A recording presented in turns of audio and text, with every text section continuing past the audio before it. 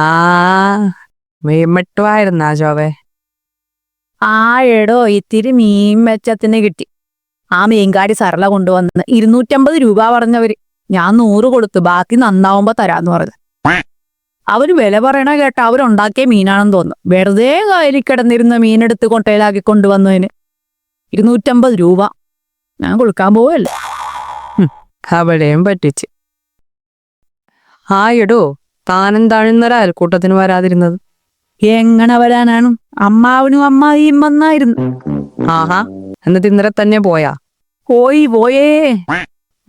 അപ്പൊ ഇന്നലെ ചിക്കനൊക്കെ പൊരിച്ച് കാണുമല്ല? എന്തിന്?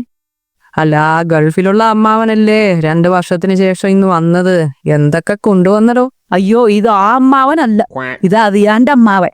കാലുവയറും കൊണ്ട് കയ്യും വീശി കയറി വരുന്ന ആൾക്ക് ഞാൻ ചിക്കൻ അടത്തി കൊടുക്കാൻ പോണം. അതും അങ്ങയുടെ അമ്മാവന്. നന്നായി. പിന്നെ എന്തോ ഉണ്ടാക്കി കൊടുത്ത്? സാമ്പാറും ചോറും, പിന്നെ ഒരു പപ്പടവും വറുത്ത് കൊടുത്ത്. ഉപ്പ് കൊള്ളാം. എടോ താനറിഞ്ഞ നമ്മുടെ കുടുംബശ്രീയുടെ പ്രസിഡന്റിന് ക്യാൻസർ ആയെന്ന? ആണാ? എന്നിട്ട്? അധികകാലം ഭോഗത്തില് ഇത്രയേ ഉള്ളൂ ഈ മനുഷ്യന്റെ ഒക്കെ കാര്യം. ഈ അവരുടെ പിള്ളേരൊക്കെ ഇപ്പോ? പെണ്ണിനെ നേരത്തെ തന്നെ കെട്ടിച്ചായിരുന്നു.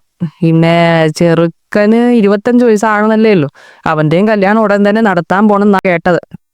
അതാ നല്ലത്. അവർക്കും ഇതൊക്കെ കണ്ട് കണ്ണടയ്ക്കല്ല. ഇവിടെ ചിലർക്ക് ഒരു പനി പോലും വരത്തില്ല. നാറി.